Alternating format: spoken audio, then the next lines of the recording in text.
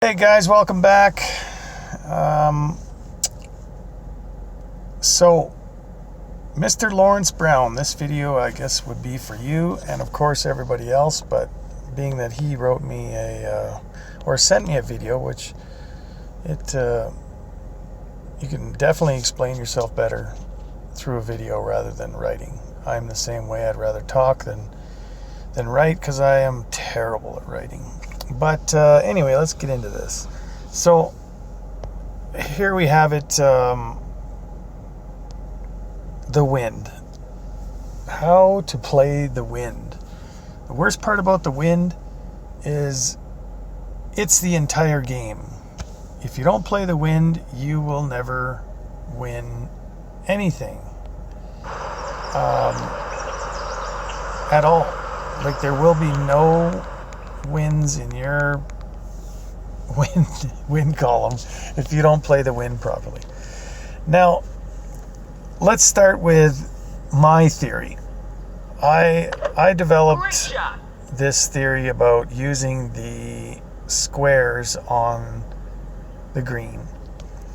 Now, before I get started with any of this, there's so many different ways out there on how to play the wind, and I myself do not think there is a possible way to accurately, to 100%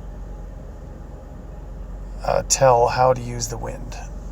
It's all a gauge. I know there is a formula out there and it's very possible, but like, you're never going to know exactly where that needle lands because it doesn't give you an exact number. It just sort of says perfect shot if you land in the middle of that yellow dot. Now that yellow dot has got variance to it. It's not a line. It's got a side. If you hit it right in the middle, well, there's two sides of it. It'll still say perfect shot. So you really don't know exactly where it's going to land. So with that being said, it is totally a gauge of how you feel you should play the shot. Now, when it comes to my theory, which I came up with myself here, using the squares on the green. Now, I came up with this with just shooting over and over and over and then realizing, I'll bet you I could use those squares on the green because they're exactly the same size. And if they play a factor into the wind, I could use this. So I started shooting. Now, when I'm using the squares on the green, it does not work when you are close to the green. It only works on long irons. When you're in the, how can I put it? Let's say 150 yard air, like a par 3. Let's say if you're using it shooting on a par 3, or further back, it will work with that type of club. Obviously, it's not going to work with a driver because you can't drive the green without hitting the ground first. So that's the way that works. I mean, I use the 1.5 meters, or should I say yards of wind per square. So if your wind is 2, then you're going to move over. Or sorry, if your wind is 3, you're going to move over 2 squares because they're 1.5 each. This is not accurate, but it is very close. Now again, let's get into the wind, because this works for any type of whichever way if your wind is blowing northeast, straight east, or southeast, it kind of works the same using all of them. Now you've got your gauge. That's how that one works. Now, the rings. Now, there's a spreadsheet out there, and I am not getting into that because it's absolutely nuts, but there's a certain number for the accuracy of your club. Now, you guys can go research that if you want, but when it comes to that, like you say, you want to know, Lawrence, when do you use the guide or use the wind for each shot? Now, when you're close to the like on the fringe, like you said, or the wind does play a factor, but very, very, it does, like all those charts and everything when you're on the fringe are right out the window. It's basically straight in your own head. You must make your own decision. My way of playing it, when you're on the fringe, don't even bother screwing around with anything. Just dunk the ball, right? Then don't have to worry about the bounce. You don't have to worry about the wind. Well, you do, but you got to play it, and it's only your first shot. So if you miss, you're not worrying about the roll. Just try and dunk it. I mean, dunking, it sounds like it's a difficult thing, but it really isn't that hard. So go for that in that scenario. When you're back off, say a long driver or chipping, I would say the further back you are, it's more using the rings is more for a drive or a long iron shot to the green. When you're short chipping or right on the fringe, it's cut in half almost, and the closer you get, the smaller it gets. So, but then again, here's another theory of mine. When you're playing that target or using the rings, this only applies when the wind is blowing straight east or straight west.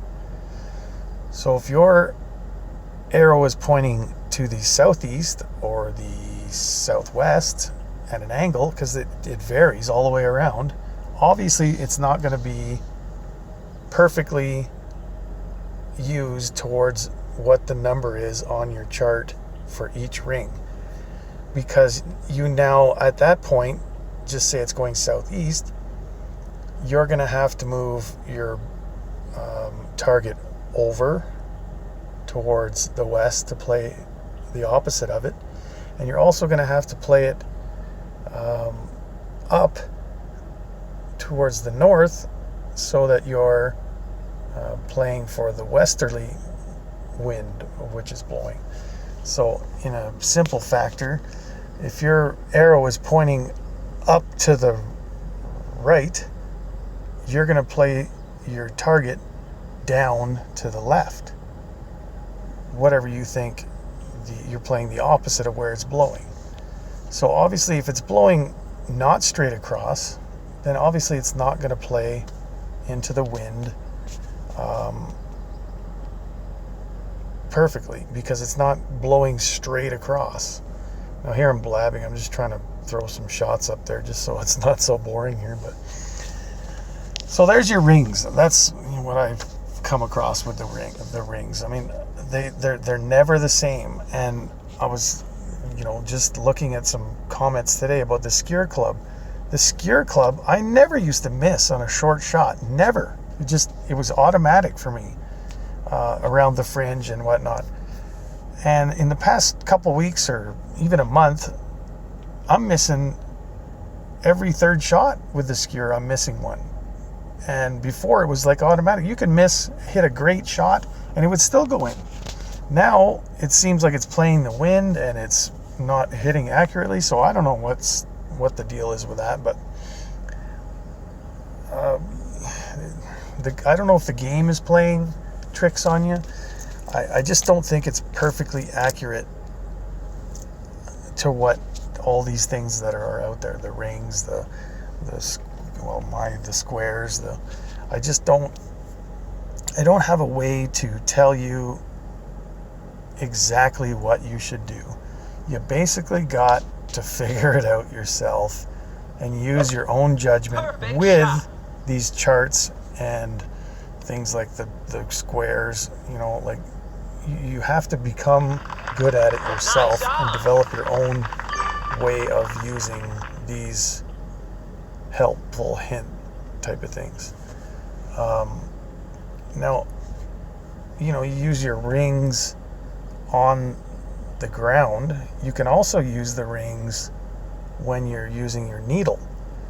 So if you want to line your shot up perfectly and then use the rings on the ground, you can move it, or you can just leave it perfectly straight and use the rings on the arrow or your target, right?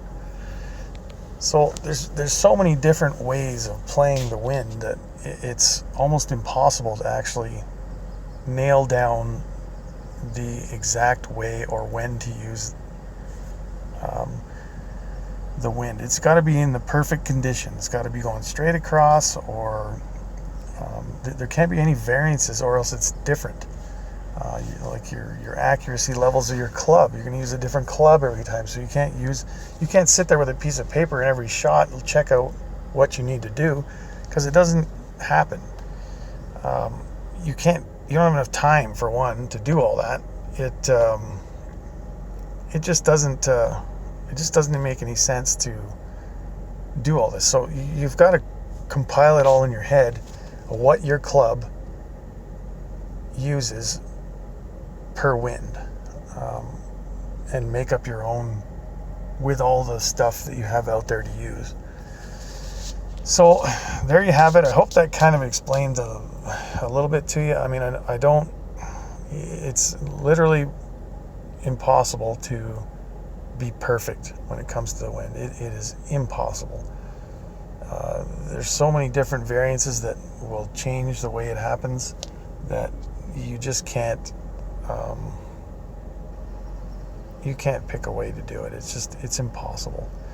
It's literally impossible. So that's what I got for you. I know you're going to be disappointed with this, but that's all I got to say when it comes to the wind. It's basically up to you to figure out your own way. There's just no way to actually do a perfect shot in the wind, as far as I'm concerned. I mean, obviously there is a perfect way, but there isn't a way to actually figure out exactly what you need to do. So that being said, thanks for watching, Lawrence. I hope this kind of helps you out. I know it probably won't, but that's what I got to say about the wind. Basically, it is a gigantic pain in the ass, and there's nothing we can do about it. So good luck.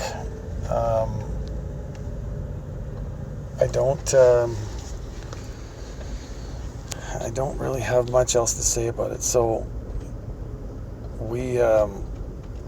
again, I will talk to you again on the next couple videos, whatever we can figure out. And share the videos, please. Hit that like button, and join the Facebook group, Golf Clashers, and subscribe to the channel. Send me your videos. If videos are great, I love it. Maybe we'll start something new here. But thanks for listening to my ramble on, and we will talk to you on the next one.